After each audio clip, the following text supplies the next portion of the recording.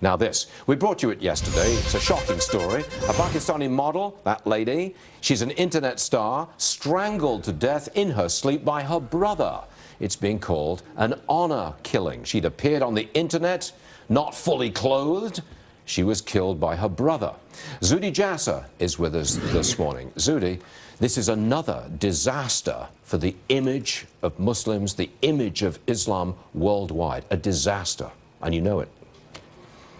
Well, Stuart, beyond the image, this is another time that we should pay attention as Muslims to the horrific treatment of women throughout Muslim-majority cultures. And this woman was considered the Kim Kardashian of Pakistan, but she was much more than that. She was a courageous woman who was married off multiple times in the past. She actually went and took some pictures sitting in the lap of a cleric, Mufti Qavi, and then exposed that. So what she did was she pushed the buttons of this patriarchal, misogynistic Neanderthal community in which women don't have bodily rights. They're abused, tortured, and she was then killed a few days after the pictures with Imam Qavi, and her brother killed her, drugged her, strangulated her in the honor, the fact that she was dishonoring the name of her family, the Balok family. So when is it Muslims going to wake up and stop caring about the image, the Islamophobia, all this other nonsense, and start paying attention to the women that are mistreated? I mean, there were 1,000 women killed in honor killings in the past year in Pakistan,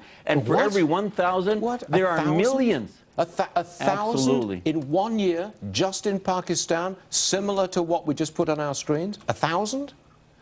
It's a pandemic. And the reason we're hearing about this one is she's a well-known star. She had hundreds of thousands of followers, almost 1 million on Facebook. So she was courageous. She was trying to expose the underbelly of the medieval nature of the patriarchal culture. And what they get for those 1,000 killings is the suppression of millions of voices. People say, where are the moderate voices of Reform Islam? Our Reform movement helped put together an Honor Diaries documentary that Clarion Project did. And I would ask people to look at that, of voices of Muslim women around the world that Clarion put together, and talked about many women like this over the last decades that have been ignored. And it's time to stop ignoring this and pay attention to how Sharia and the Islamic law is used to abuse and destroy the freedom of women all over the world. You know, sometimes I think, Zuhdi, you're a voice in the wilderness. You're certainly a very brave voice for coming out publicly and saying what you say. And thank you very much indeed for being on the show this morning. As always, sir, we appreciate it. Thank you, Zuhdi.